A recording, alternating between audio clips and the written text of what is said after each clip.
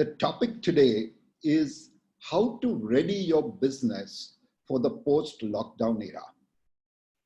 That is going to be the key to everything that we do from now on. And I'm very happy and thankful to Jewelry Outlook for giving me this opportunity to be able to speak to you, to be able to share my thoughts with you, and hopefully we end up both benefiting. And you know, that's the best part about sharing knowledge. That's probably the only thing that increases when you share knowledge. Everything else on sharing decreases. So let's start. Let's look at our topic for today. Also, before I continue, I know a lot of times, and I used to do that very often, is that people do not actually listen to the whole presentation or talk because they are busy taking notes of things they find interesting. You don't have to worry about that here. You can contact Jewelry Outlook or you can contact me on my email. My email is mentioned there. It's very easy to remember. It's me@my surname, my name.com, me@shahhemant.com. Okay, so don't take notes, don't take pictures of the slides. You will get a copy of this if you write to me or you talk to Jewelry Outlook. So what is happening right now? Actually, there is a major shift in reference point that is happening. At one time, our reference point was the birth of Jesus Christ. So we had a before Christ and we had an AD, which is Anno Domino, which really means after the birth of the saint. But now everything is going to change. So BC is going to be referred to as before Corona. And AC is going to be referred to as after Corona. Where we are today is literally, pun intended, in an ICU state.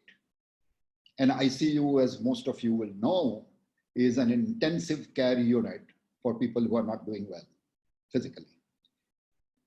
ICU in our case is that we are all entrapped inside the Corona upheaval. Okay, we've got to get out of there, which we are doing, which we are all working on. But it's going to be important that we remember that this reference point is going to determine our lives and our businesses in the future. So we are in ICU and therefore we are serious. We have a serious crisis on hand. But remember that a crisis, no matter how severe it is, no matter how threatening it is, no matter how dramatic it is, there is always an opportunity to make radical changes. And history has proved this. One of the first crises that the world remembers and identifies with very easily is the Black Death, which spread all over Europe, I think in the 1300s. What happened after that is that the change that happened was a major shift in the entire economic and social structure of Europe. And actually, I think that was the crisis that led to what is today known as the middle class. There are other things where creativity has bound during a crisis. In the 1600s or late 1500s, when London was shut down, it is at that time that Shakespeare moved away from his core expertise to take up other things. Of course, at that time, he first did it because it was a matter of survival. But then at the end of the day, do remember that some of his best works came out during that period. Okay? And then we know the smallpox epidemic and various plague and all that. Those are the things that led to all the viruses being curtailed by the use of vaccines. Of course, the results came much later in the 1920s, 30s. I'm not sure of the exact date. But the results came much later, but they were all a result of what happened during that virus, during the smallpox and the plague epidemics. Let us take today's example. Although we have not yet reached the post-COVID, where many more innovations and changes are going to come, if we look at immediately what has happened in the last 3 months, take the amount of innovation and effort people have put into creating ventilators. I would believe that a ventilator in the BC, before Corona age, would cost roughly in thousands of dollars. It'd probably be something like $5,000, $6,000, $7,000. What has happened today? You get ventilators, of course, they are not that well finished, they are fully functional for as little as $100. This is innovation. And this is the opportunity that people take. I'm talking of that one thing which we can see right now, but let us take this opportunity to grow our businesses. No matter which business you are in. I'm not talking only of the gem and jewelry, but every business, there is an opportunity hidden in this crisis that is going on. So let us plan, strategize, and start laying the foundation for a new world right away. Let's not sit back and relax, doing nothing during the lockdown period. What is going to happen after Corona? We cannot even imagine today, trust me. And that is why all of us are going to need to be very proactive. Right now, there is something new happening every day. Every day when you wake up in the morning, there's a new normal. And it's going to be like this for quite some time. But whenever that stable normal comes, it's going to be completely new and nothing like what you are seeing today, or definitely nothing like what you saw before Corona. So let us look forward to the new. As I said, a crisis is always an opportunity to do something better, something different, something new. Now, this crisis has made a lot of changes in the way we do things. The biggest thing being that we are all locked up at home and we are working from home. That remote working presents challenges in itself. We are not used to it. We are pretty much used to staying in the office and talking to friends at the water cooler and just shouting across the room and saying, hey, I want to help with this. Can you come over? It doesn't happen like that when you work remotely.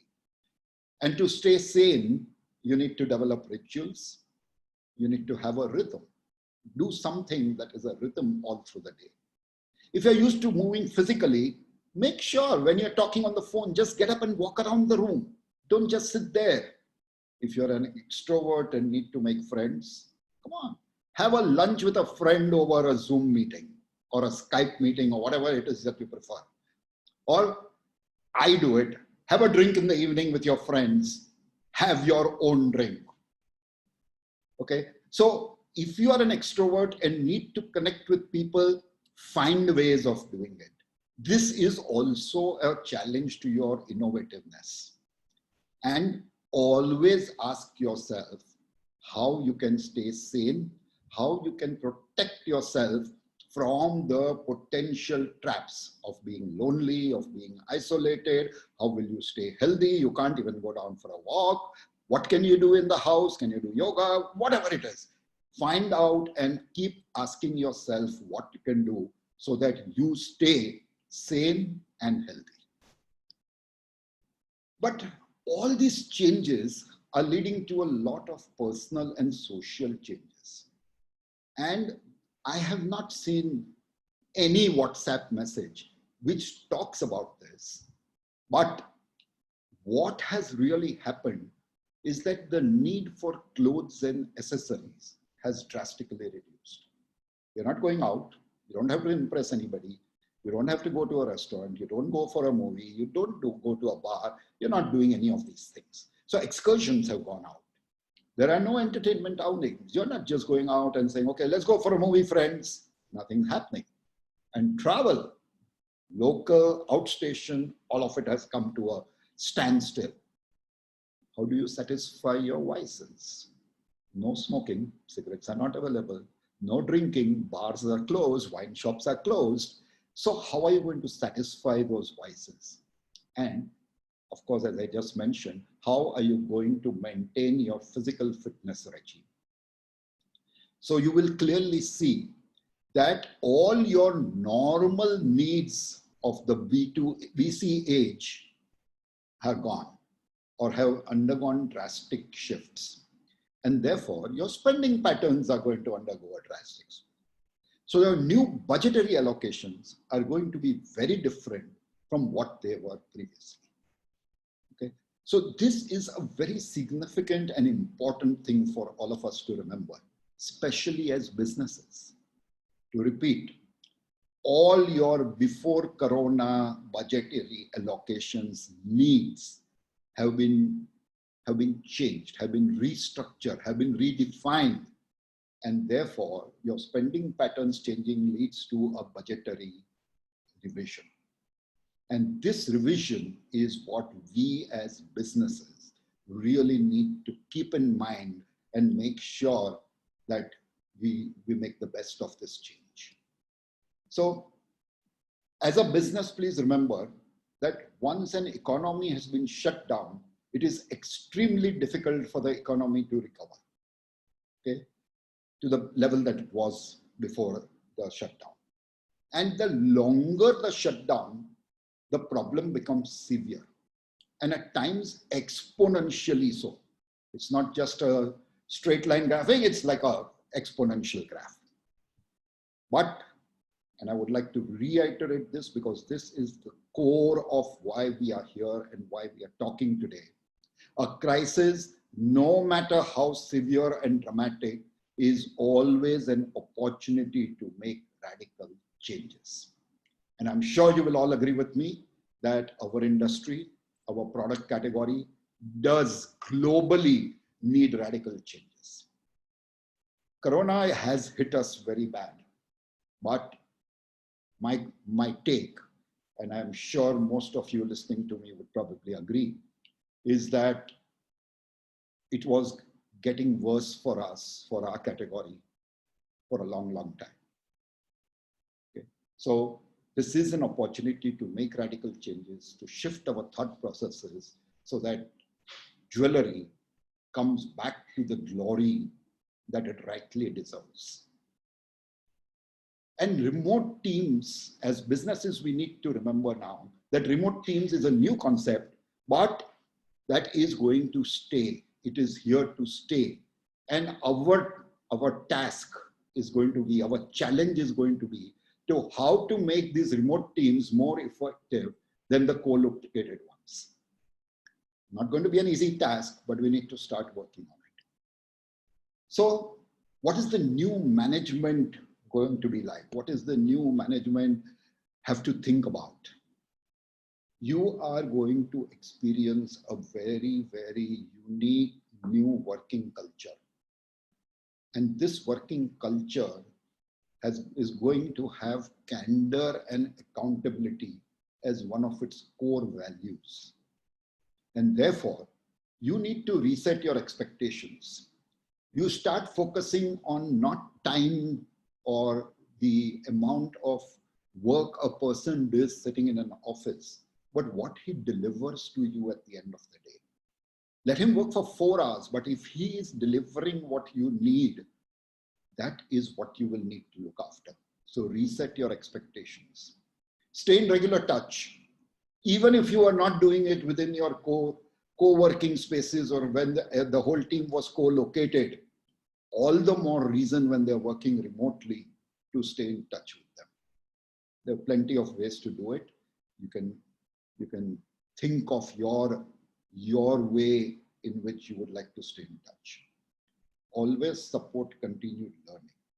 As I said, when you're at work, one guy says something and that is shared and you know one more thing. Now, when you're working remotely, that's not there. So you need to support continued learning, but make sure you keep it short. Don't give them 1 hour talks every day. I'm doing it today. But if you ask me to talk to you for 1 hour every day, I'm going to say no. That's not happening because there is always some things that people need to do at a slower pace. But I cannot talk to you about this over 5 sessions. And therefore, I take the 1 hour. Ideally, I would like to keep my talk to 20 minutes, 30 minutes at most.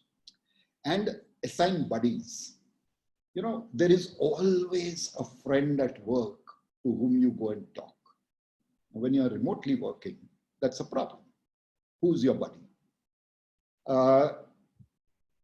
At that time, assigning buddies, or let people find their buddies. I'm not saying you go and put somebody on his head and say, okay, this guy is your buddy. No, let them find somebody, but encourage it.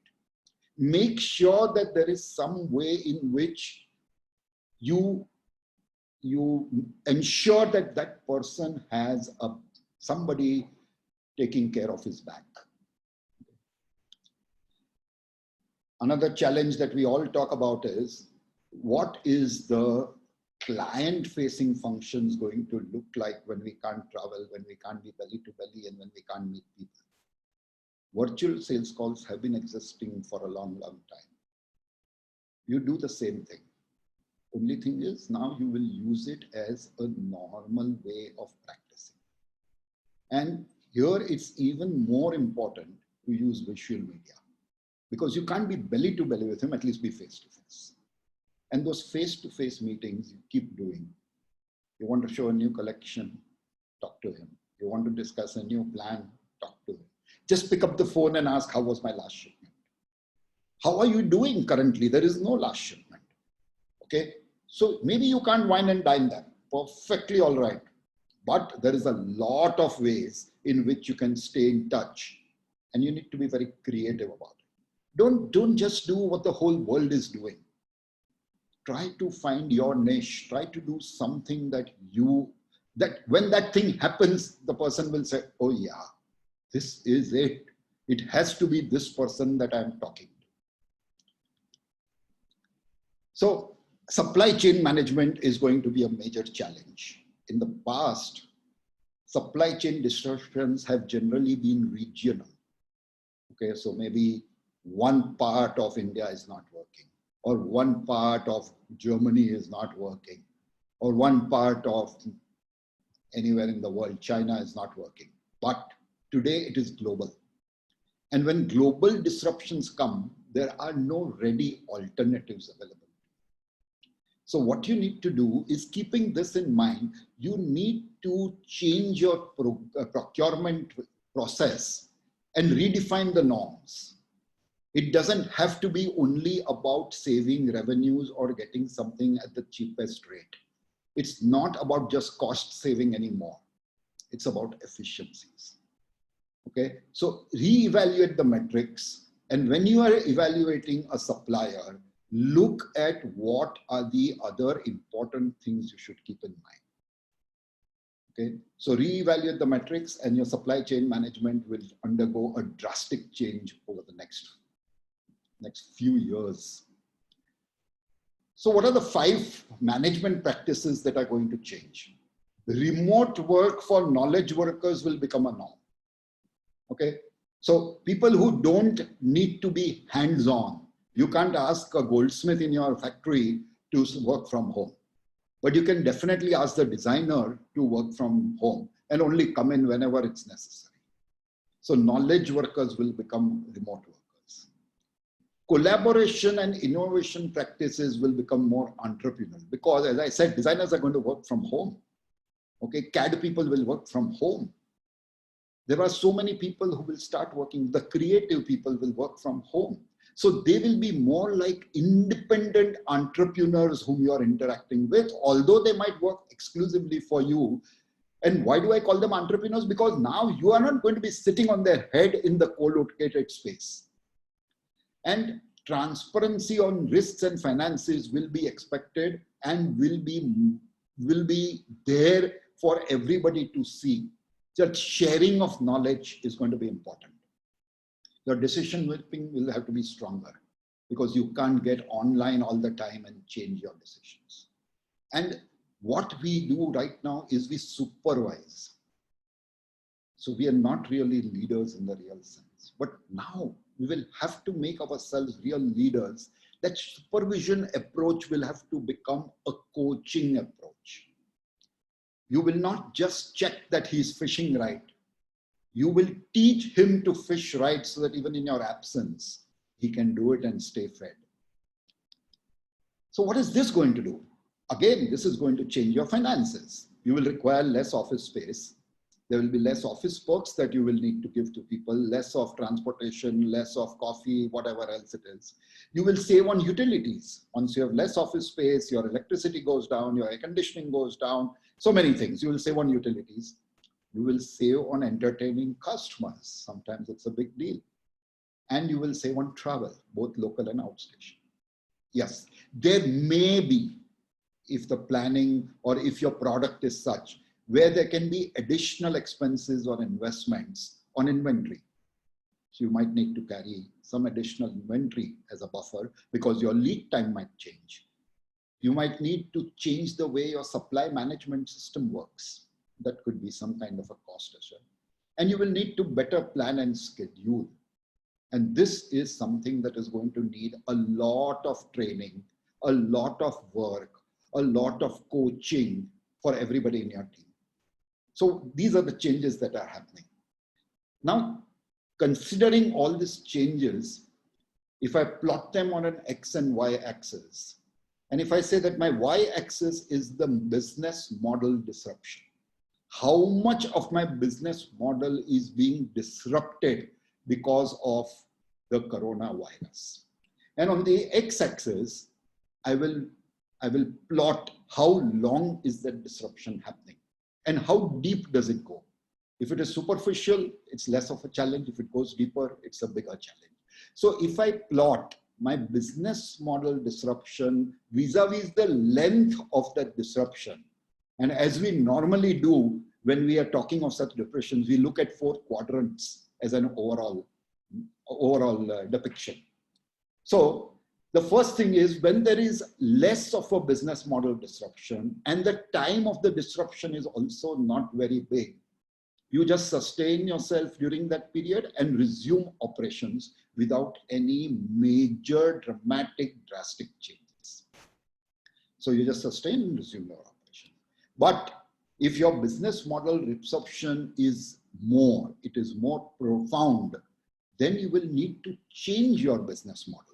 It is not only about sustaining, because clearly there are so many changes that what you were doing till today is not going to work anymore.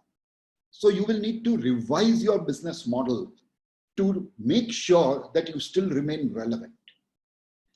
But even if the business model disruption is less, but it has gone on for a prolonged period of time, inevitably there will be a need to restructure your company.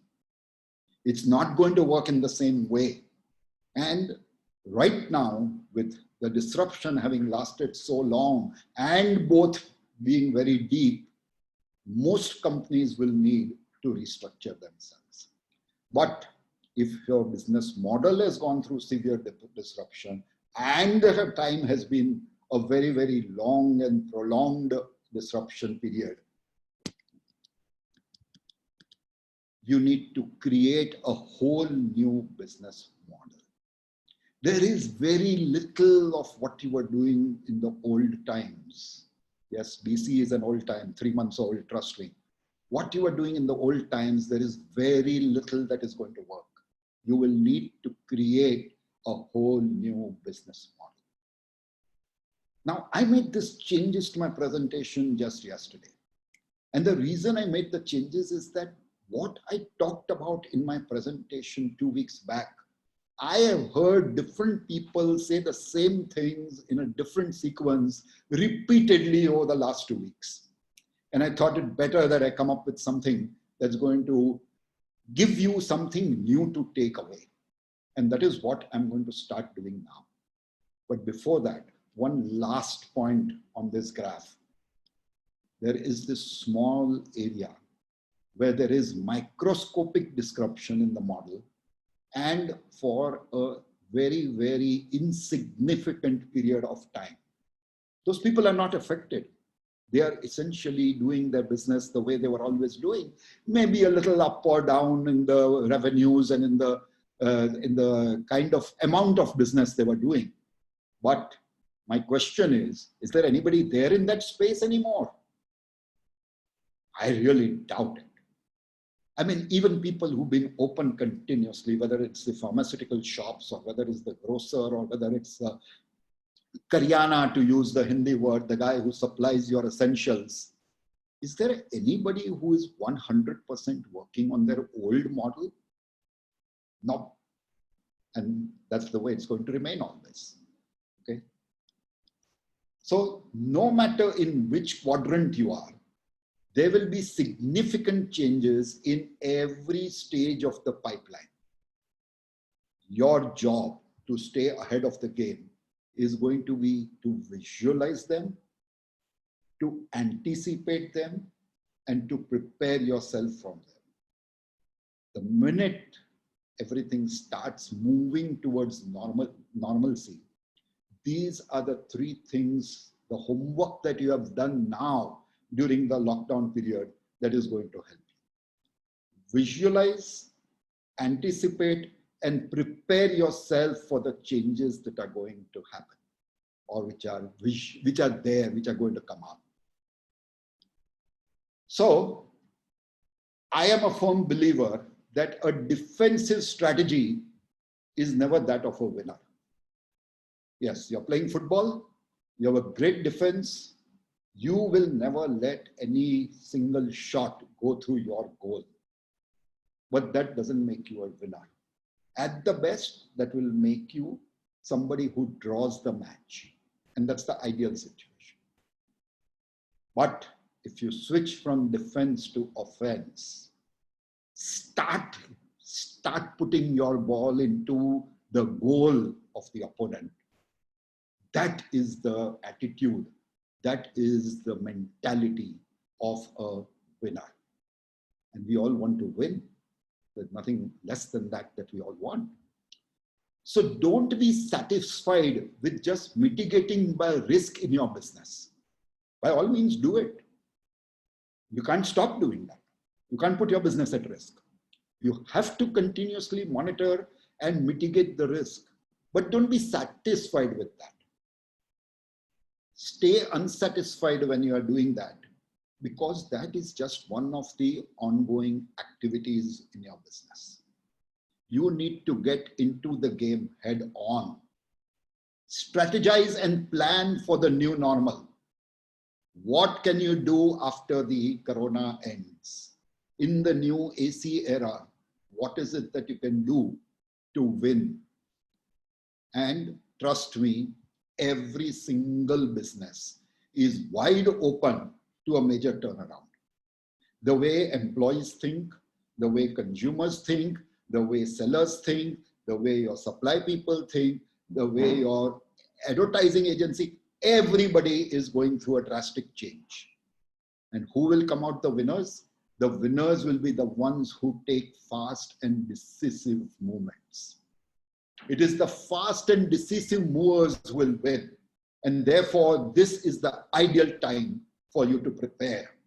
Get ready for that period, which is coming very soon, anywhere between 2 to 4 weeks.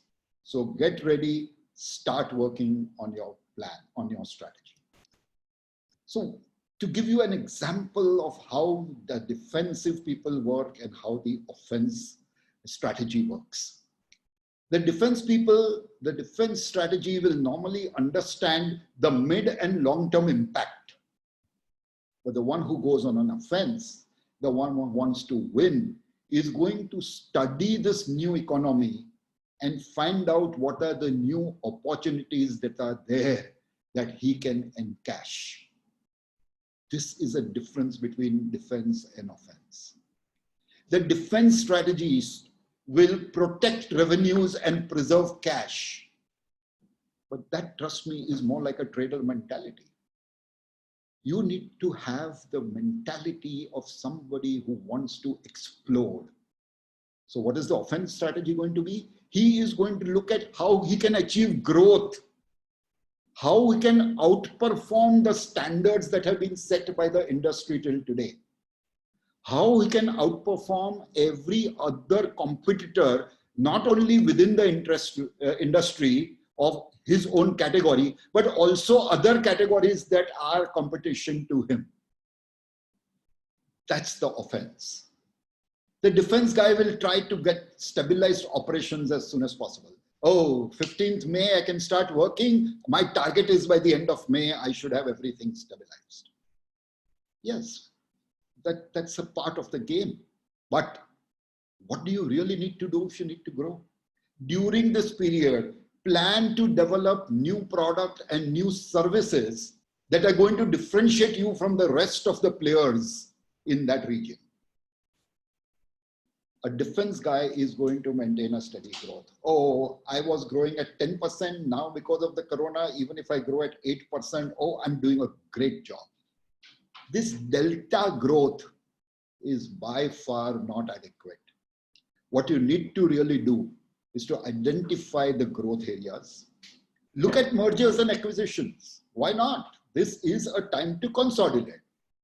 Look at new products, look at new services. I'm going to speak of a little about the new product and new services a little later, but this is the difference between somebody who is working on a defense and somebody who is taking up a stance that he is going to be offense oriented and he is going to win the game. So what are the business changes that are going to happen? I have plotted 6 time periods that I think are going to be important and critical. The first time period is today. What should one we be doing today?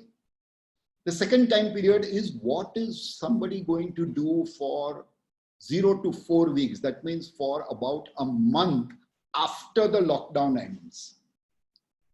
Then what is somebody going to do for the second and third month after the lockdown ends?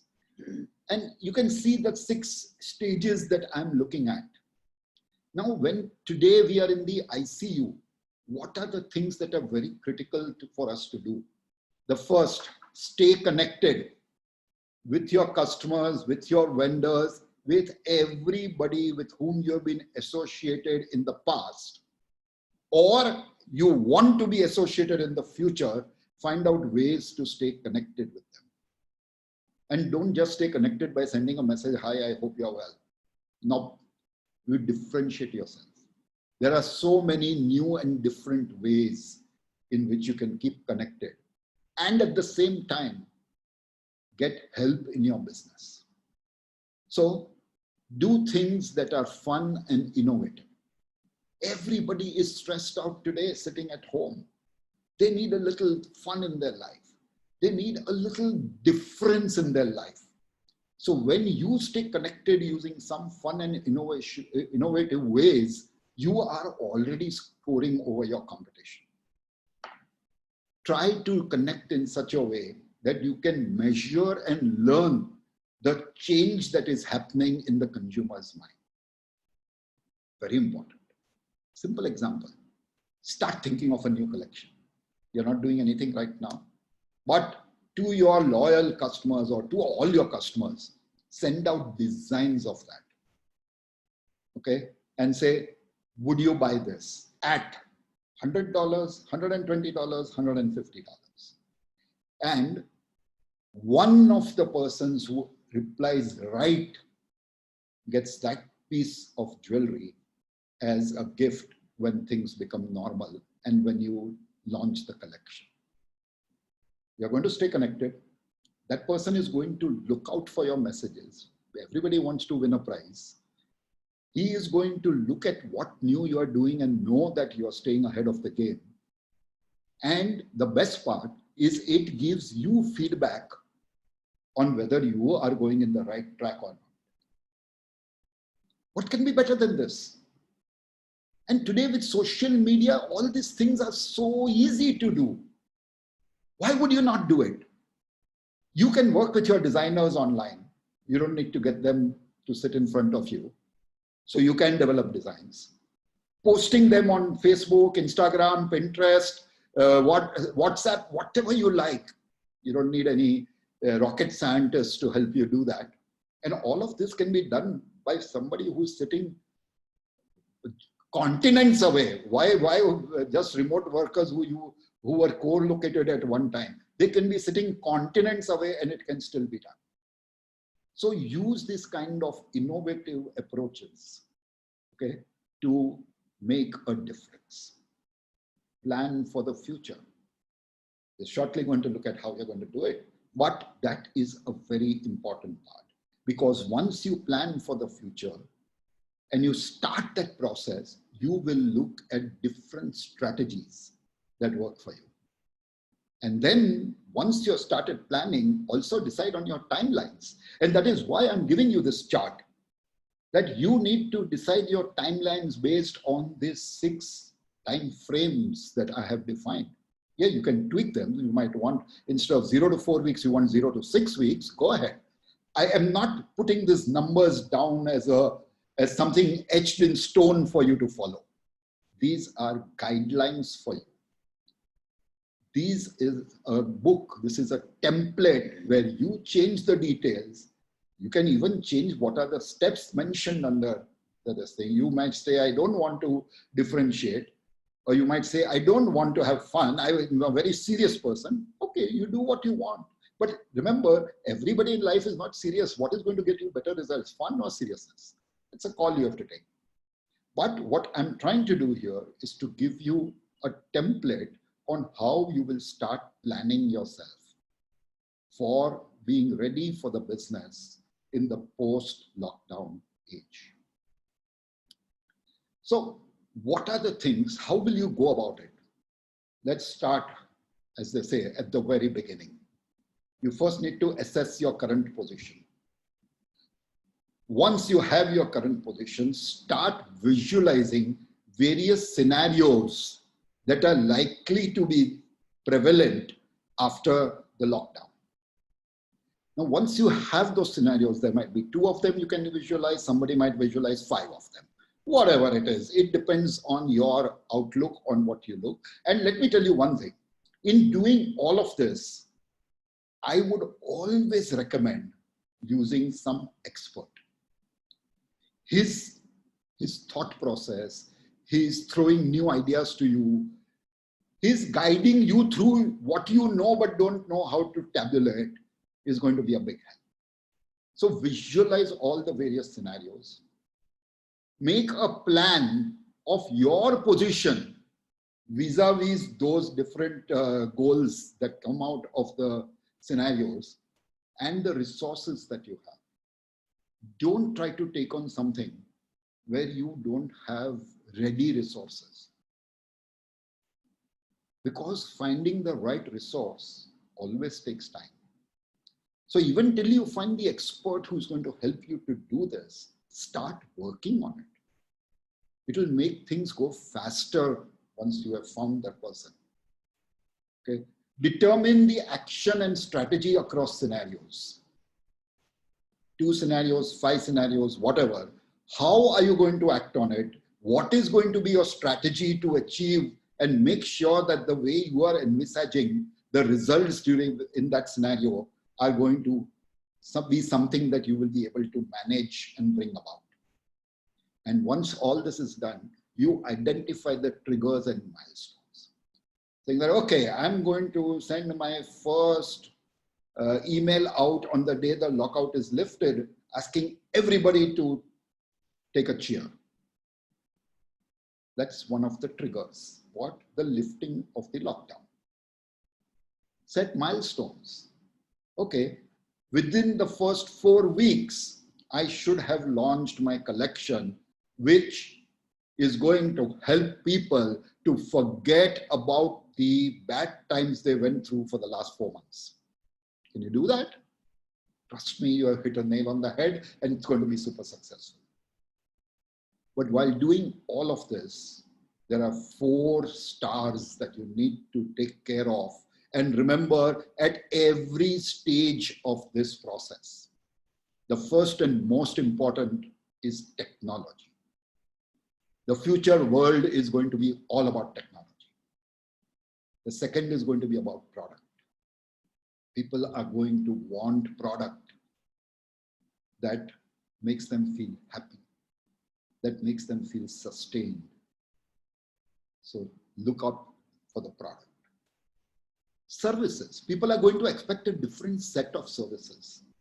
Just them coming into your shop, making them sit down on a plush chair or a plush sofa and offering them a drink is not the service they will be looking for. We're going to look at some of the other services that can come up. And make sure that you promote. With social media, promotion has become so easy, and you can maintain a top of the mind recall if you strategize your entire promotional plan across medias, across different platforms, even on the internet, so that everybody remembers you all the time. So this is how we are going to start about during this first phase of being in the ICU. So what are the other changes that are going to happen? As we mentioned, some of them have already been mentioned, some of them are new ones you'll see here. The first thing is that the spending patterns is going to change. Okay, and when the spending pattern changes, there are a lot of other changes that happen. You are going to have enhanced hygiene needs. People are now scared. They have become hygiene phobic. You will need a shift in the work model. Encourage more and more people to work remotely. Not only does it make the employee happier, it makes you also happier because your costs go down. There is going to be a reluctance to travel or get into a crowded area. There's going to be less entertaining and socializing. People will want takeout and home delivery for as many things as possible. People are going to stay stressed for quite some time to come, short-term, long-term, both. Trust me, people are going to be wary of older generations because they are more susceptible to getting infected. People are going to be wary of older generations. There's going to be more unemployment and restricted cash available. And most importantly, all your consumers are going to redefine their values. So, spending patterns, while our biggest competitor like travel, etc., will be worst hit, they will be hit far more than what we are. And we must continuously aim to get that share of the consumer's wallet. But do remember, jewelry is going to be the last option. It's going to be the last place where people will spend. Jewelry is always the last to recover and the first to get hit during any crisis. Consumers are hygiene phobic, as I said, and therefore you need to have systems and equipment in place to reassure the consumers that they are safe whenever they come to see you. Shift in work model, the need and purpose of their purchase will change. The purchase of product for self-satisfaction rather than to impress somebody. They're not meeting too many people now. Whom do they need to impress? So now it's going to be more about self-satisfaction, about making myself happy. And therefore comfort will become prime importance. Because of the reluctance to travel, can I grab this opportunity where I make product selection and a demand for my jewelry using the internet? Can I do things online which will make people buy from me? Another advantage that you as retailers will have, especially the mom and pop stores, so to say, is that people will buy locally. I will not travel from South Mumbai to go to, say, Bandra to buy a piece of jewelry. I'll look for somebody who is located within a 5-minute driving distance from my house. So local shopping is going to exponentially increase. And with less entertaining and socializing, as I said a little earlier, self-satisfying, easy to use and maintain jewelry is going to be important. But with another thing you have to remember, ethics and utility will become major USPs when people shop for products. Personal statements will be made whether you socialize or not. That is human nature. I want to make a personal statement. I want to tell the world what I feel, what I am, what I want. So these are some of the things that we need to remember. Takeout and delivery. Can we make a website? Use tools like AR and AI in our internet offerings and offer the customers a chance to see and try out the jewelry sitting in the comfort of their home. And all this will require omni-channel presence and automation to a large extent. Create fun, enjoyable product so that people can alleviate their stress. In fact, I was discussing this with some friends just last night, and somebody suggested, Hemant, can't you make a pair of dice that I can wear as a pendant? I will just unscrew the dice and start playing. Of course you can. Great idea. So think of this kind of product that is going to help people to alleviate their stress. People are wary of older generations. And one thing I clearly see happening, and I would do it myself, is can I make wearables which are fully functional? I would love to give my old father, I'm a young guy, I would love to give my old father a bracelet where he can tap on it if he needs to talk to me and I get a message on my phone. This is going to be a next generation requirement. Okay. At the same time, by my giving such gifts to my parents, I will still believe that I'm conveying to them that I am scared, but I still love you and I still want to care for you. Unemployment, restricted cash, I don't even need to speak about this, but can you create finance options? We need to definitely create product which has better price points. And redefine values. Everything on a consumer is going to change. His mindset is going to change. His ethical values are going to change.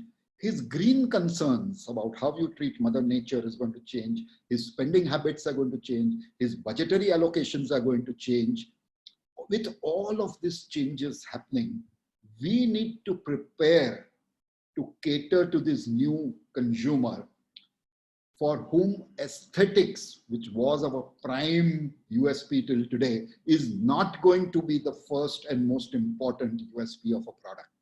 It's going to be the other things. Okay. So what do you do after that? You initiate your plan after the lockdown is this thing. You start rolling out and monitor the rollout. You connect and stay in sync with the plan and strategy on a day-to-day basis. You start connecting with suppliers. You start preparing the new collections that you have been planning during the ICU stage and all these offerings that you are going to give to your consumer. Today, a promise is a thing of the past. Any promise which is not followed up and which is not honored is useless. And therefore, implement vigorously and step up beyond the expected. Bend backwards to make sure that your business goes forwards. Very important. Bend backwards so that your business goes forwards. What to do in the third stage, which is going to, according to me, last till the middle of August. Roll out your first event. By this time, you're ready to roll out an event. It can be a virtual event. It doesn't have to be people stepping into your shop. Or it can be both. Call people to the shop. Whoever wants to come, comes. Whoever wants to join virtually can join virtually. Implement all the new tech that you have planned. Offer new services. And when you start implementing this tech, one of the small services I can think of is, okay, we have said AR, people have seen, they have seen some of the jewelry that they like, they have put it into their wish list. Now you take that wish list and schedule an appointment with the consumer saying, my person, who by the way, is certified to be corona-free. Yes, that's going to be quite an important part. A certificate saying that I have been tested and I'm not infected in any way whatsoever. Will come to you, show you the pieces, let you feel it, let you try it on real life. And then you, whatever you buy, he will come with a machine. You can just swipe the card. I think this is going to be the way of the future. I think this is something you cannot ignore. Okay. So plan and start detailing Christmas now.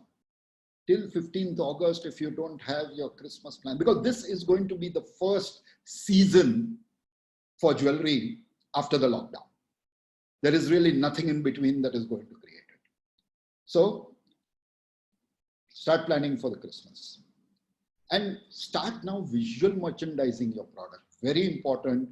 You do visual merchandising and product merchandising, but it can't be done the way it was being done before. You have to study the new consumer psychology. You have to study the new consumer expectations and then do merchandising, both visual and product, according to that. You might want to change your packaging. And you might want to promote in-store events by this time, because by this time people are comfortable. 3 months after the lockdown, people are comfortable to maybe move around a little, especially if you've taken care that your store is maintained hygienically. What do you do after the 6 months? You review your strategy. Are you getting the results that you were expecting? You analyze effective performance results. Review the customer feedback. Most important, you will become better only when you listen to your customer. Review the customer feedback and continuously tweak the strategy based on the results and plan new paths all the time. I have written nothing for the last stage, because what you do in the first 1 year after the lockdown, the years after the lockdown are going to become a norm. So what you do at the end of 52 weeks and what you keep doing and the way you start operating is what is going to drive you for years to come. So this is essentially what I wanted to give you as a takeaway. But there are certain things that I can quickly run through. I know I've crossed 1 hour. I'm not going to take too much more of your time. You need to have a proper ethical code of conduct, defined and displayed. Let your consumers know what you stand for. You need to have proper product, no brainer. You need to do advertising and promotion, no brainer. You have to develop proper presentation techniques. And for all of this, you're going to have to get technology to help you as much as you can. The importance of technology, I cannot even if I make a whole presentation of 1 hour on that, it cannot be emphasized more. And omni-channel, you need to give proper service. And you need to give proper customer engagement and management. Customer management is going to become a new buzzword. I'm not talking of the CRM kind of management. I'm talking of a one-to-one. Now is going to be the age of mass personalization. Every customer is going to expect that you know him. And technology is there to help you. So don't get scared. It's not this thing. So if you do this, trust me, we will all come back with a big bang. You will score over your traditional competitors because you are becoming proactive in servicing them. And that is what is going to be important in the future. So who are the people who are going to be most affected? Tourism, travel, automobiles. That effect has been going on for a couple of years now with Uber and Ola and everything there in the pipeline. As to entertainment, hospitality, because people don't want to go to crowded places. This is the share where people spend, which we need to strategize and capture and bring into our kitties. It needs to be something that we claim when people are not decided what they want to do. So very important for us to start thinking from today. And what are the global fringe benefits? Remote work means less travel, more social distancing. Less travel means less pollution, less traffic. Less restaurants, bars, etc. means healthy lifestyle and less wastage. You don't know the amount of wastage that happens. Less of utilities means less of abuse of Mother Nature. So what will happen is Mother Nature will return to its glory. Flower, fauna, birds, animals, human beings are all going to benefit. And as I said right in the beginning of my speech, we can already see that sitting in Mumbai. So this is what we all need to do. I believe that if we do this, our industry is in for a glorious phase. We need to ready our businesses for the post-lockdown era. I thank you for listening to me. I hope you have enjoyed it. And if you have any questions, please, I will start answering them now.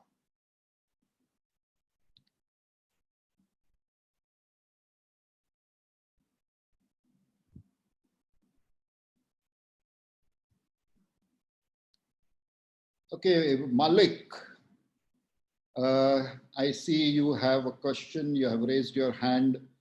Please feel free to unmute yourself and talk to me. Malik, are you there?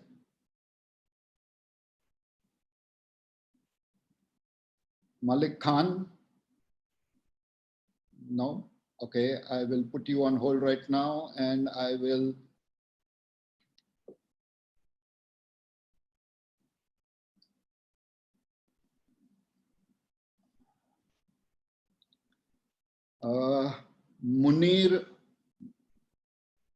Munir, I have unmuted you. If you can please unmute yourself and ask me your question.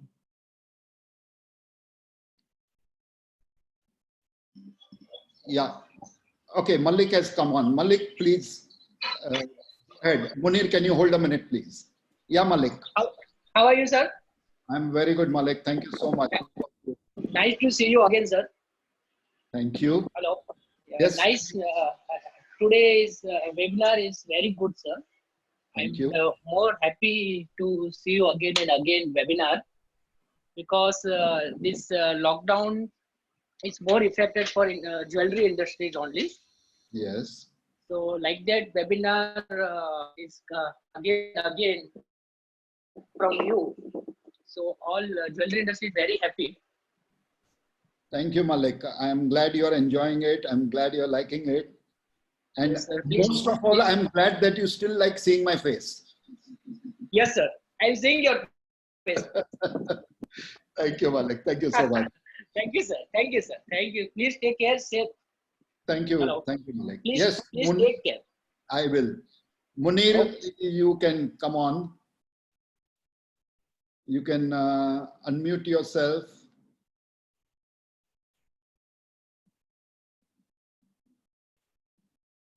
Munir, can you unmute yourself, please?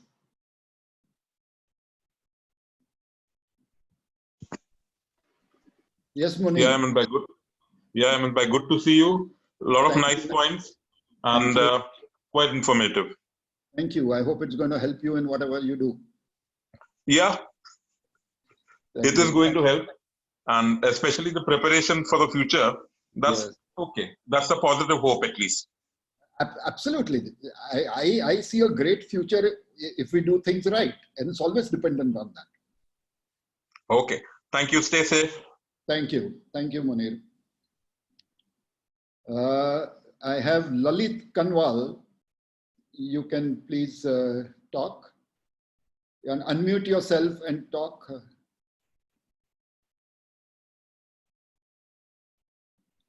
Lalit ji, can you unmute yourself, please?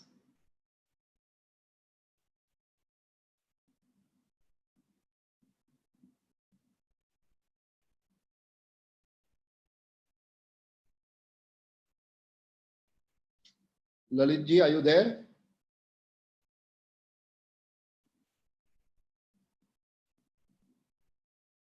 Okay. I have somebody from the jewel trade, I assume. It's www, so there's some website. If you can please unmute yourself and talk. Yeah, hi sir, good to see you. Thank you. Yeah, this is Pankaj from Jewel Press. Actually, we are France-based RFID company providing the RFID solution to the jewelers. Okay. So my question is, you said the technology will help after Corona, right? So Yes. like that, do you think the RFID technology will help jewelers to get a more business in the future and to get a more data like customer behavior, how many pieces are customers showing, seeing, and like what type of designer they are preferring. Because so right now the gold price is around 50K, and I think there will be the challenge for the most of jewelers to like to make a design innovative, like it has having a less gold weight and good looking designs also. So in this prospect, like how the technology will help them. Pankaj, I'm 100% sure that every technology is going to help, because the world is going to be driven by different needs and different desires. I see a big help for RFID also, because say we need to start reducing the number of my team members who come into the shop every day, okay, to maintain social distancing. So instead of having one person behind every counter, now I have, say, one person behind two counters. Now, in such a situation, although customer service is, of course, something that you would have to look at, one of the biggest challenges would be to take inventory every evening. Okay. Now, if you have RFID, I think taking inventory is a no-brainer. You don't need to take inventory. You know every piece that is there in the shop. So depending on the application, depending what are the customer's needs and whether your RFID technology can support it or not, it's going to make a difference. But yes, Pankaj, I'm 100% sure that all technologies are going to help jewelers substantially. Does that answer your question? Thank you. Thank you, sir. Thank you. I have Jayant Raniga. Jayant Bhai, please go ahead. Hi, Hemant Bhai. That was really a fabulous presentation, very informative, very insightful.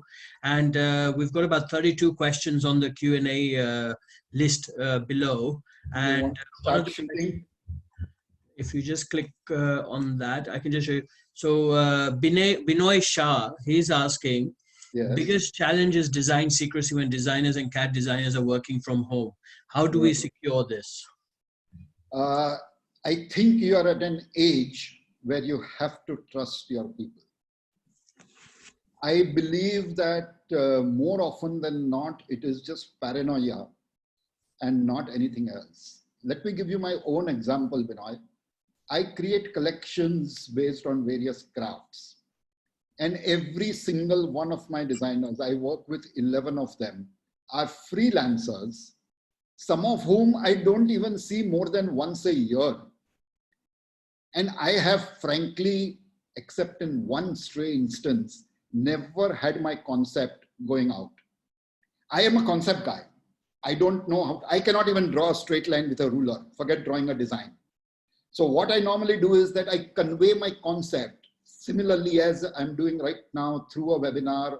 I don't like to write too much either. So it's generally a talk where I tell them what I want, and then they start working. And we've consistently come out with product that is truly unique. And we've consistently come out with product that I have not seen in the market before I go to market.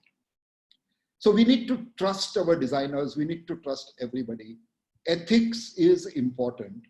And you know what? My opinion is that at times I feel that these people are probably more ethical than a lot of other suppliers that you would be working with. Okay. So I don't believe that you should really worry about that. Try trusting them. Send shoppers. Send friends to connect with your designers, to test them out, to check them out. Yeah. Mystery shoppers is something that has always done well. Any retailer will tell you, do a mystery shopping of your own designs from your team. I think it's going to help. I hope this answers your question. Yes, in fact, Hemant Bhai, that's a great response. And I can also, from my own personal experience, you know, having a creative team ourselves at Pure Jewels in London, my designers are always working remotely. You know, they sit and design where they get inspiration. There's no point keeping them cooped up in the office all day. So the best creativity always comes from freedom. Another question which has come through has come from Sunny P. He says that jewelry is still a very tangible product and people need to physically try them. So he believes that online only low value products will be sold. What's your view on this? I have already addressed this, Sunny. I will repeat it because I do believe that this is a great way for retailers to go. Use AR and use AI within your website. You can use your AR even when you post designs on Instagram or Pinterest or Facebook or any of those things. Let the consumer walk through your store on your website and let them try out, say, 10 different necklaces. Okay, I'm talking of expensive product. All of those necklaces are about 200,000 or 300,000 or 500,000 rupees. Let them get a preliminary view using AR, how the necklace and how the earrings or the whole set is going to look on them, and let them put it into their wish list. Now, once you get that wish list, call up the consumer and schedule an appointment saying that my salesperson, who is, and I'm repeating this because I think it's going to be very important, who is certified to be corona-free or any infection-free, will come to you with those pieces for you to try out in real life, in the real space, and then buy whatever you like. These are services you will have to afford. What is the cost of this? Okay, you'll have to take employee insurance premiums. You will have to take few other things. I'm sure a company like BVC or a Malka will even deliver your product to other places. And there are insurance companies, which I have already checked with, who will offer you insurance, transit, as well as coming back for such a thing. You'll have to figure out a way to do this, but it's going to be very, very important. And I'm telling you, especially the guys who want to buy bigger things, they would probably mentally be more averse to visiting you in your shop, at least for the next year or so. So think about it. I hope that answers your question, Sunny. Yes, Jayant bhai? I'm just going through the list. There's quite a lot of questions flowing through at the moment. Jayant bhai, can I make one short announcement? Anybody whose question does not get answered, I have at the beginning requested you to note down my email address. It's me@shahhemant.com. Do write to me, and I promise you I will answer. Maybe a day here or there, you know how it is, but I promise you I will answer. Please go ahead, Jayant bhai. So Hemant, by very good question from Mr. Rajat Sarkar. He is asking, do you consult brands? Yes, I do. I am a consultant by profession. I have been in the jewelry business for over 25 years, but over the last 7 years, 8 years, or is it 9 years? 9 years, I have been a consultant. So I do consult, and that's really my forte. And also Paula De Luca, welcome Paula to the webinar. She's asked about micro-learning. Perhaps if we can unmute her microphone and ask her the question. I will. What she means by micro-learning. Yeah. Paula, allowed to talk. Okay. Yes, Paula. Hi, I'm so happy to hear your voice. I am so happy to see you here. It's such a wonderful session. You are a gift to have. So thank you very much, Julia, for having you online. Yes, Hemant, I want to know, you're talking about micro-learning every day. I mean, Yes. This is an historical moment, very fascinating. And of course, we need to learn and change our perspective, but also learn about new technologies, new way of thinking. And I loved your theory on micro-learning, meaning small timing, like short timing session for learning. Can you give us like some suggestion? Can you coach us about this? Yes. Let me give you an example first. I am consulting with different companies within Mumbai who have huge amount of employees. Like, to give you the example of somewhere where I'm strategizing with them, that company has got 2,400 employees, all sitting in one building in Andheri. Now, this is a forced remote thing. So the first micro learning I've been doing with them for 4 weeks now, is that every morning I send them a small voice recording of what will help them in their remote workplace to settle down and be comfortable and be productive. So things like how to handle a virtual meeting, things like how to handle your children barging into your workspace, things like how to be productive and stay ahead of the game. Now, each of these talks is anywhere between 20 to 30 minutes. It is never more than 30 minutes.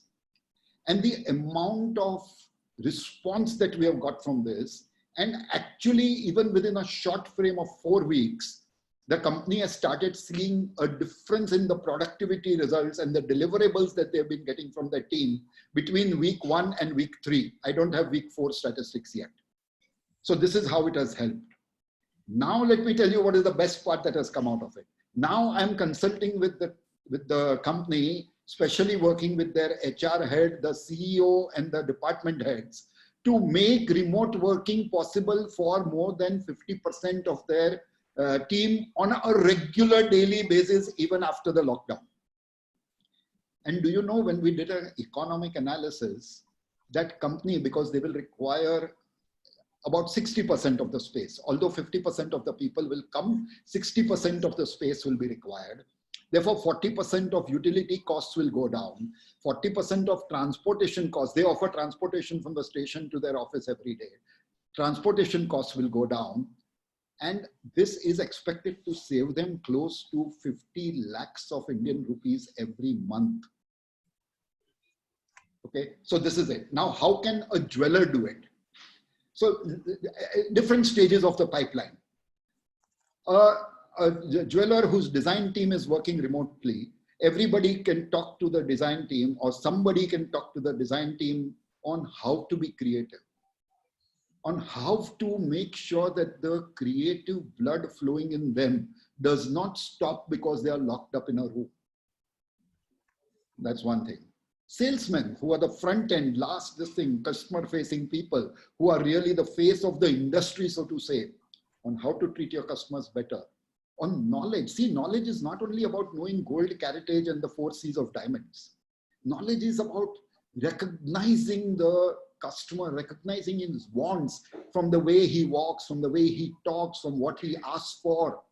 How to make conversation, how to ask open-ended questions to your customer so that you are never out of a conversation. These are the kind of things that can be done as micro-learning with, as I assure you, with talks that last between 15 and 30 minutes every day. I mean, you don't have to talk to them every day, but talk to one segment or the other of your team every day. I hope this answers your question, Paula.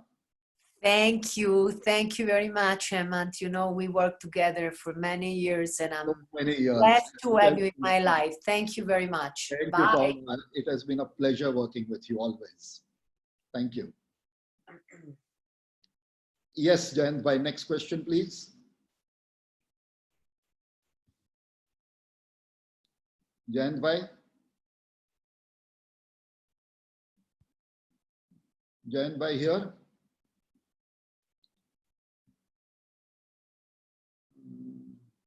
Jayant bhai. Okay. Okay, I am going to take a question. Who is this? Suraj Popli. I have unmuted you. If you would like to speak, if you can unmute yourself and please say something that you had in mind. Or Varuna. Varun PN. Hi. Hi. Hi, Hemant. Hi. It was a fantastic. I always respect your opinion. I think it was a fantastic opportunity to hear you once again. Thank you. How have you been? Hemant, Yes. Yeah, all fine. Okay. Tell me. The most important thing I wanted to know was about the product mix, because now, you know, jewelry has always been worn mainly to show and their status and prestige, you know, by the HNIs. Yes. So at this point of time for HNIs, when you look at self-satisfaction, Yeah. so when you mean self-satisfaction, what type of price range? Obviously, the price range would be lower, and what would be the you know, the finer points that we need to understand while creating this product mix is what I would want to understand, you know, from your presentation. Okay, so let me give you an example where I've been repeatedly saying that tech is going to be very important. Okay, so now say self-satisfaction. I know people who use water bottles which are connected to their phones and will remind them to take a swig of water every 30 minutes. Say. Okay, or I know people who set continuous alarms on their phones where they have to get up every 45 minutes and walk for 2 minutes. Can we do this with jewelry? Can you create a brooch? Can you create a necklace? This is going to be something that a person would want. When it comes to, see, as you rightly said, now with less of socializing, even in the Indian scenario, I do not believe we are going to have the kind of weddings that we've been having till today. Okay. So when there are no such weddings, are people really going to buy and keep jewelry, which is costing lakhs of rupees, just to keep it in their safe? Do we still believe that these people, when they buy jewelry, are buying an investment? No. I personally do not believe so. I believe that every consumer is pragmatic now, and they know that when they buy a piece of jewelry, it is not an investment. And with this, let me tell you something I always believed about brands. Brands have always done well when their logo is visually available for the person sitting across me to see. Okay. And my reasoning is this, not that everybody may agree with me, is that more often than not, people who buy a brand do not buy it because it satisfies them. They buy it because it shows the other person what they are. So I would even believe to a large extent that some of the brands, if they do not make the changes, if they do not shift the way we described in our presentation today, are going to suffer.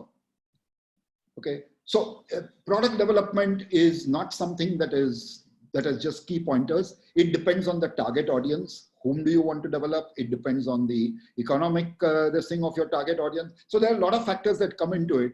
But trust me, there are many, many ways in which you can develop product like this. Mm-hmm. Okay, I think thank you very much. I will definitely take your points while creating my mix. No issue, and we can always connect offline anytime you want. Something? Yeah, 1 second. Yeah, so basically, I'm Suraj Pople.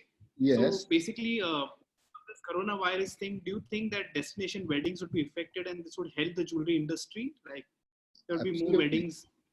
Absolutely. Yeah. Not only because of destination weddings being the thing, it is going to help the jewelry because, as I said during my presentation, people are going to buy locally. Okay, we travel there. Supposing, I'm just giving you an example. Somebody who used to travel to New York 10 times a year would buy jewelry from there every time they go and come back. Now that they are not traveling, but the urge for jewelry is still there, what are they going to do? They're going to buy locally. Or the other example I give you, saying that, take me, I stay in South Bombay. I would not even go up to Bandra right now if I have to buy a ring for or a gift for somebody. I will go to Hughes Road, which is the closest to my house, and buy it from there. I'm going to be averse to traveling. And just like Amazon and everything else, I personally order everything from Amazon, my toothpaste to my shoes. Okay. Jewelry, if available the way I am visualizing it, and as I presented in my presentation, I will not even go to Hughes Road to buy a ring. I'll go select 6 of the rings that I think are good, tell that guy to come home, show me the 6, buy one of them, pay him with my credit card, and that's it. So every jeweler is going to benefit if he does the right things. Do you think home appointments would help? Like, taking the jewelry to the customer's house and, showing it to them? Suraj, how many people who were only on the online space now have shops And the same people are also offering home viewing. Right. It's always necessary. It's always a help. Okay. Yeah. Thank you. Thank you, sir. You're welcome. Thank you. Yes, I have. Yeah, Jayant bhai, you are on again. Hi, this is Varun. Yes, Varun. Jayant bhai, can you unlock yourself, please? Yes, hi Hemant bhai. My apologies, Yes. I was having my own connectivity issues, but you No can see issue. we're still going strong. So please, if you're comfortable, do take more questions. Yeah, sure. And, Please shoot. And absolutely fantastic with generous information that you're giving today. And again, David also passes on his gratitude for your session today and for coming on board with us. And Thank you, David. Wonderful afternoon. It's certainly afternoon versus evening in India. Yes.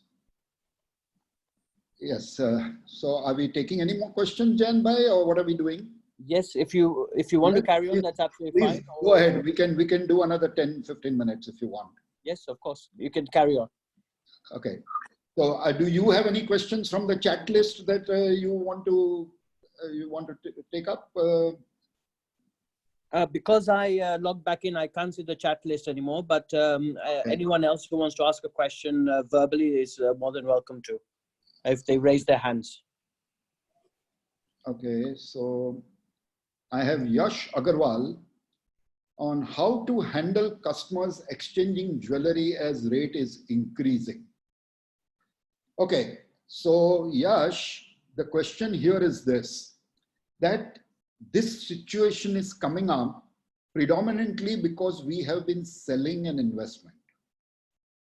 Okay, the first thing you need to do on a long-term basis is to start selling a product and not an investment.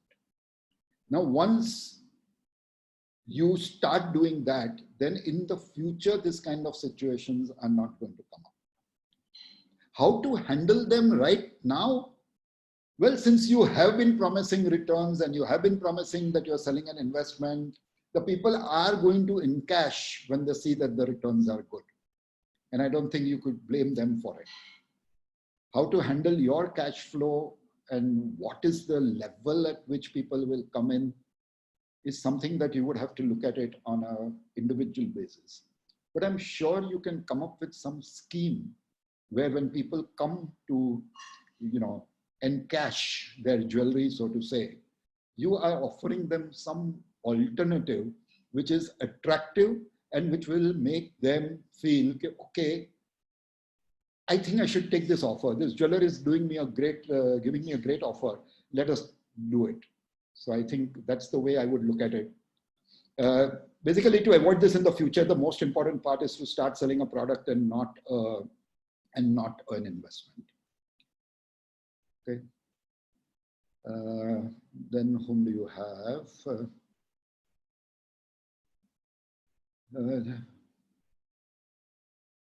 Okay, Jayant bhai, I love your question and I'm going to respond to it.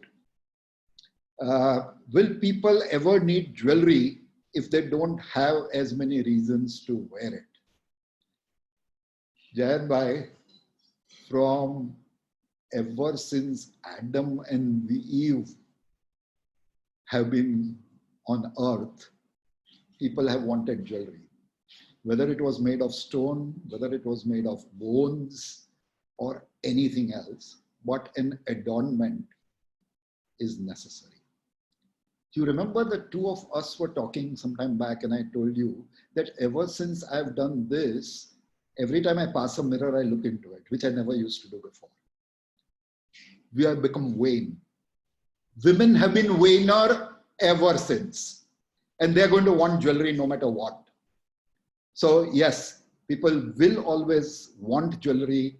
But as I said repeatedly during my presentation, the kind of jewelry they're going to buy is different. I don't see people now flocking, even at weddings, to buy 10 sets of gold and diamond and jadao and everything. They might buy one or two for the essential events of the wedding. But otherwise, they're going to buy usable, daily wearable jewelry. But they are going to buy jewelry, not go completely out of it. That's my take on the thing, Jayan Bhai. I hope it answers your question.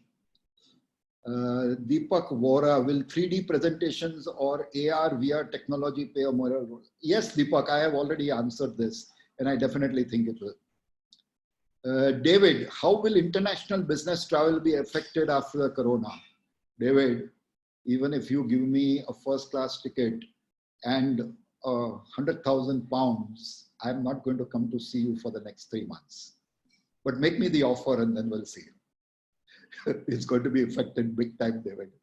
There is going to be such a curtailment. And I see, and I am already talking to people who are in the travel business. One of my customers is in the travel business. And I know people who are looking at buying smaller airplanes. I have met one CEO of a company, well, met meaning online, of course, just about a week back. And he said, Hemant, no more first class travel also. I am going to, if I need to go, I am going to rent a private jet and travel. International travel is going to be affected in a very big way, David. Just Shah, do you think spending power of most countries may increase on certain categories because they do?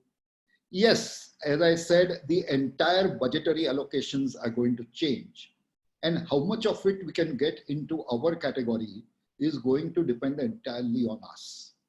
So we need to start planning proactively on how to get that share of the customer's wallet into our category, into our kitty.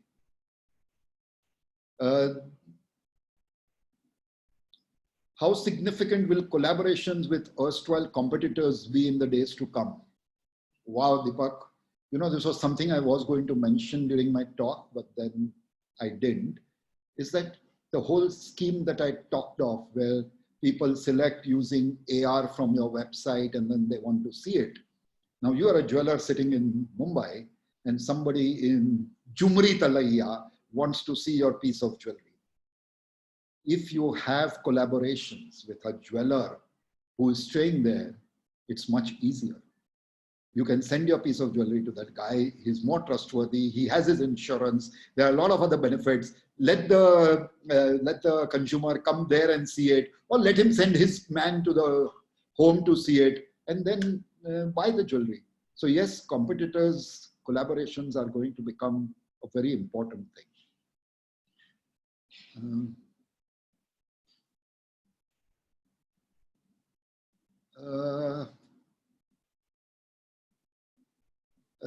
Faiga Masood, will you save this webinar? Yes, I think Jayant has already responded to that. Binoy Shah, will there be a change in budgets? What's your call? Of course, Binoy, I have already clarified this. There are going to be major shifts in budgets.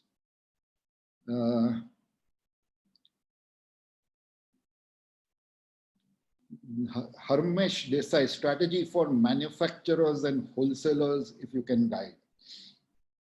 Harmesh, this can be a whole webinar, but needless to say, even manufacturers and wholesalers are going to have to look at their own business model being disrupted, right from the way they have been working with teams in co-located spaces to remote working.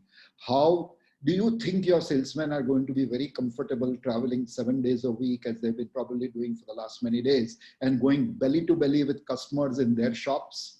Nope, I don't think so. And therefore, you too will need to figure out how you're going to use tech to achieve the results that you want. Your results might undergo a change. The way the whole business happens will undergo a change. If you heard some of the other webinars, there are people who are already talking of sharing designs on the platforms, on the websites of others. So if a manufacturer is going to put designs on a retailer's platform, who's going to carry the inventory? Because a lot of retailers are not going to wait for the 2 weeks or 3 weeks that it takes you to manufacture a piece. So these are things that are going to change, and each manufacturer and wholesaler are going to have to work out their new business models. So the strategy will have to be developed for each one of them separately.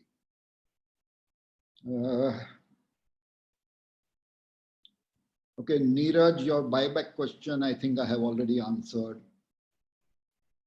Rashi Bhargav, for long do you think will people seriously consider their lifestyle change, considering the types of customers present in the market?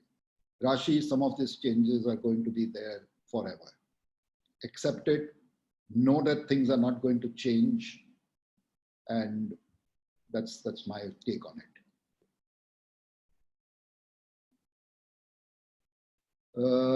Harmesh Desai, can we have one such session?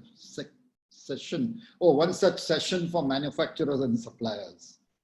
Sure, Dharmesh, ask your organization, whichever you are a member of, or talk to Jayant and David at Jewelry Outlook and figure out if something can be done. Rajat Sarkar, do you consult brands? I have answered that. Mayor Nawaz, with travel restricted, how will international trade shows do business? Virtually, online, trust me. A lot of it's going to happen online now. Everything's going to happen online now.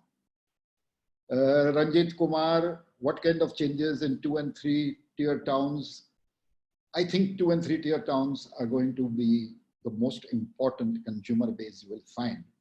And that is why, let me give you some sound advice. No matter what you do on the internet, please make sure that it is mobile friendly. I would believe that more than 80% of your audience is only going to be on the net via mobiles. So please take care of that. But 2 and 3 towns are the towns you will need to focus on. You will get maximum business from there.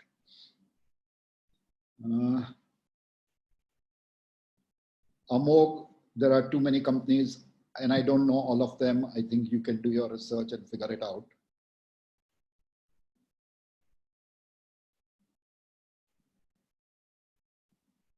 Okay, anonymous attendee.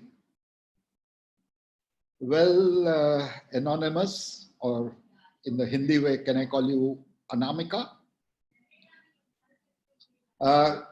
Would you not lose the customer of yours because you sent him to your competitor? You just suggested this to Deepak. Yes, there is always the chance.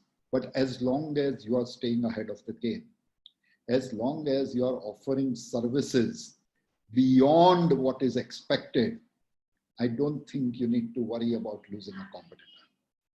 Also, please remember, I do not even believe brand loyalty is going to remain the same as it has been in the before Corona period. It's going to shift. As values that a consumer appreciates and abides by change, there will be at the end of the day, even a brand is a set of values. So things are going to change, but I would not worry about losing a customer.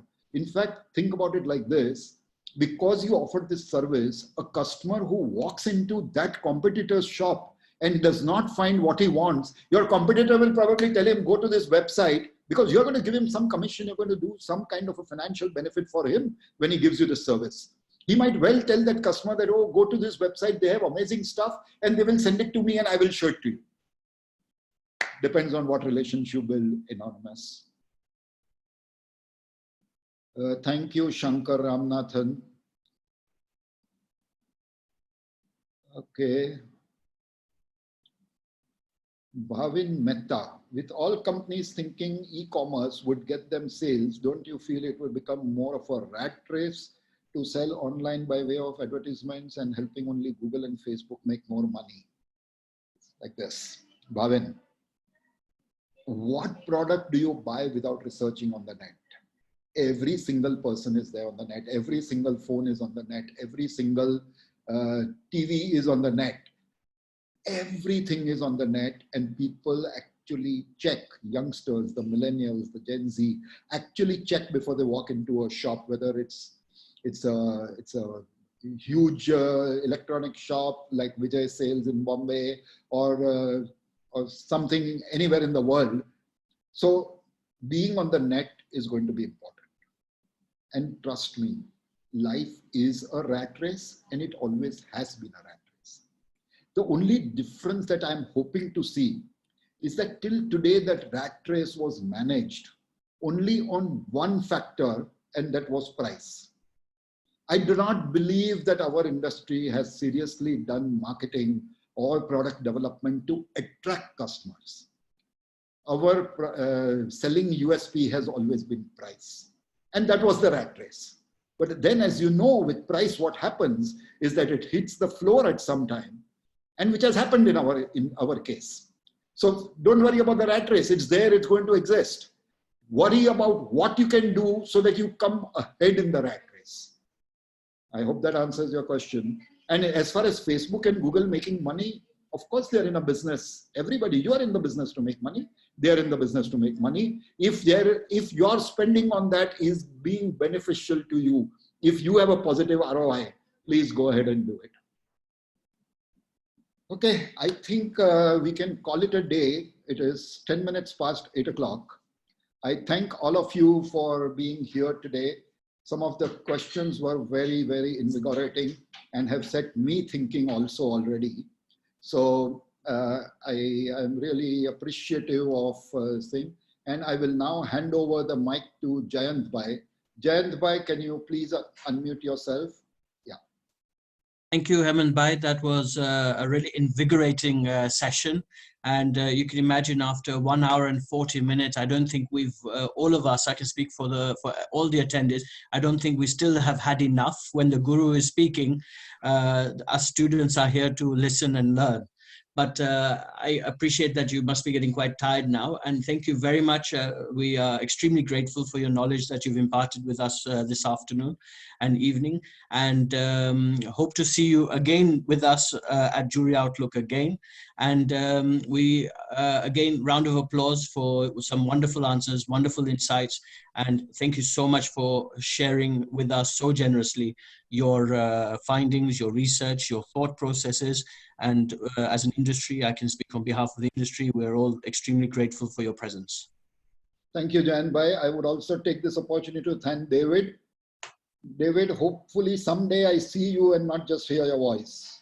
But yeah, please remember, you are supposed to send me a first-class ticket and 100,000 pounds. Thank you. Thank you, everybody. Have a good day. Bye. I'm signing off.